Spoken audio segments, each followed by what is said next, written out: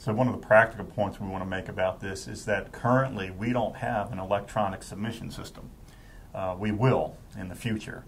But right now it's still a hard copy based system, which means things have to get either physically walked over to the office or mailed over, and you're working with papers and filling out papers, typing things in hard copy form, and you're not electronic. When it becomes electronic, things will get, I think, even more efficient. But right now, keep that in mind because that means time. One of the points we want to make, as a student, I certainly face this. Adam faces it. Yeah. As a student, you're interested in getting started and getting through your Plan B, your master's, or your doc. And in order to do that, you have to get approval first. I mean, first before you collect data, first before you do just about anything with your master's or doctoral study. So be aware of timelines, and that when you submit that application, it's often the case, especially since you may be a first-time submitter. In fact, most students are right. in a master's program particularly. You may not submit the perfect application that just flies right through and gets approval.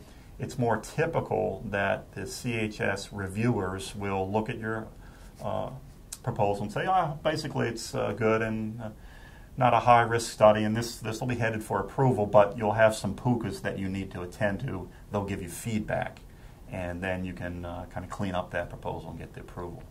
But it takes time. So, Adam, when are you looking to get started on actual, having your subjects come in and starting to work with your subjects? As soon as possible. Okay.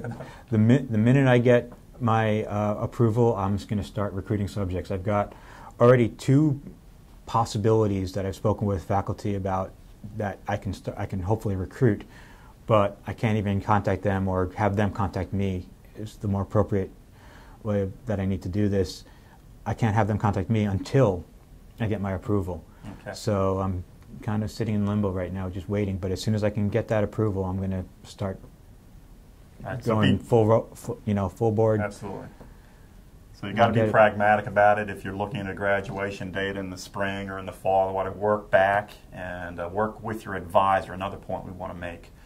One of the fairly common mistakes is that we will receive applications, that by we I mean the Committee on Human Studies, will receive those applications, and sometimes the faculty advisor's line where they have their signature is blank. It's usually an indication that the student researcher has not maybe consulted with their advisor. It's a deadly mistake. So we encourage you, and in fact advisors have a responsibility to work with their advisees on formulating and submitting and going through this CHS process. So Adam, in your case, can you talk about who you worked with? I actually worked with you.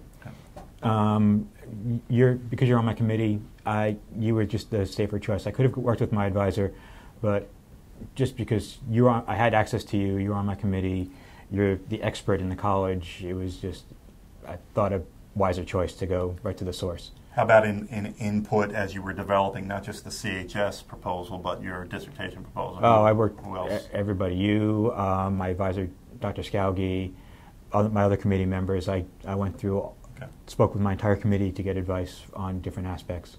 All right. The point we're making here is that it is critical that you don't do this by yourself.